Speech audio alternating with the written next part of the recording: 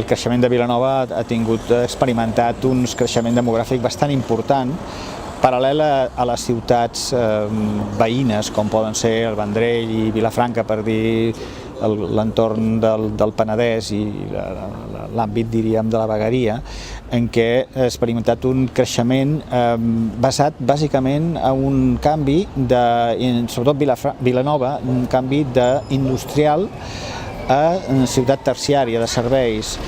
I sobretot, en bona part, també podríem dir que Vilanova és una ciutat que en bona part és una ciutat dormitori, perquè hi ha molta gent que no treballa aquí, sinó que treballa a Barcelona. Vilanova s'ha de veure des d'un context també general de tota la costa catalana i fins i tot mediterrània, però sobretot catalana.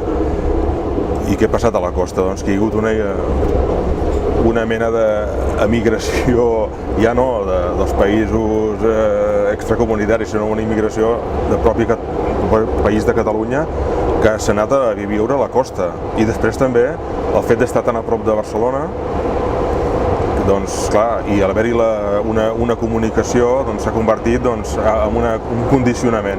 Aquest procés s'ha anat produint al llarg d'aquestos, sobretot de l'última meitat del segle XX, en què es va produir cada vegada hi havia una disminució, diríem, de la producció industrial.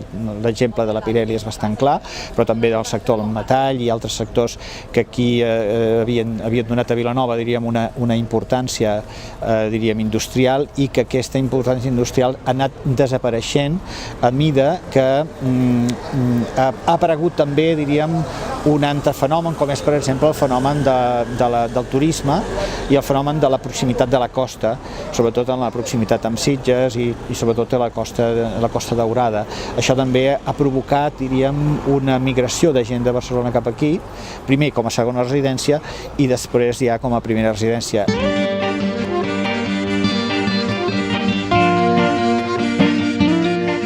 Jo vaig estar aquí d'arquitecte municipal sobre el 89, 90, 91, o sigui, just abans dels Jocs Olímpics de Barcelona, i en aquells moments, evidentment, no hi havia cap més opció que per una ciutat o per un territori el creixement urbanístic. O sigui, una ciutat, si no creixia, volia dir que anava menys, no?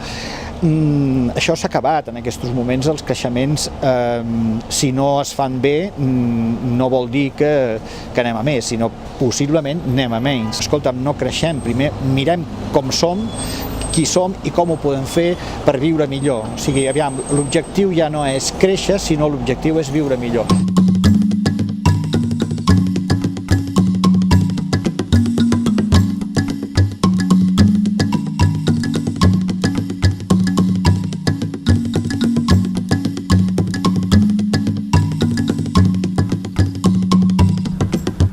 Tots aquests sectors de desenvolupament, com l'Eixample Nord, com l'Hortoll, etc., que són grans peces de futura ciutat, que poden realment ser uns llocs on la ciutat creixi i es pugui fer, diríem, de forma bastant òptima, s'ha de tenir en compte abans quines són les necessitats dels individus que viuen en aquest lloc.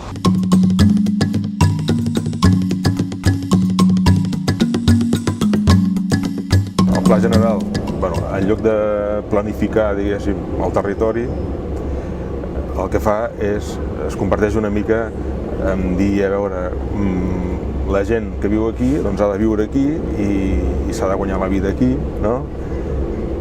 I dintre d'un sistema econòmic que el que, sobretot, li dona molta importància és el mercantilisme. Llavors, clar, una planificació no pot estar condicionada al mercat, només amb el mercat.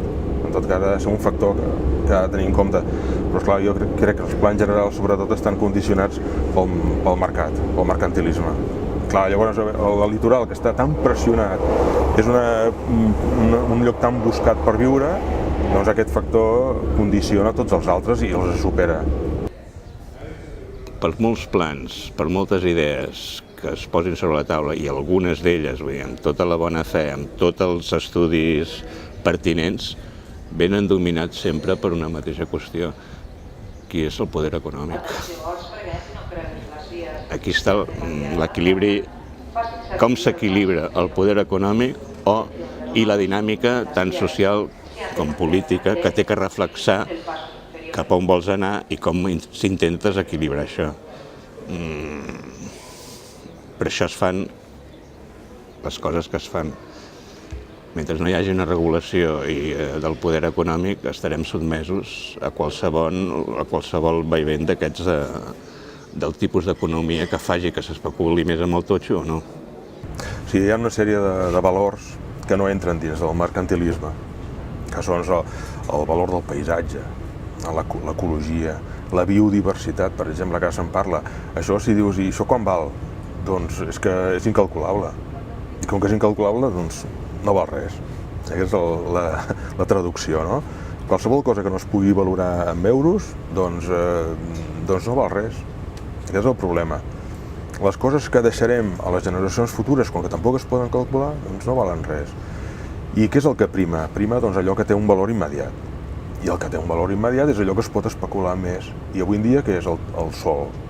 Els pisos, sobretot. Els pisos, quan estan construïts, es pot especular molt fàcilment.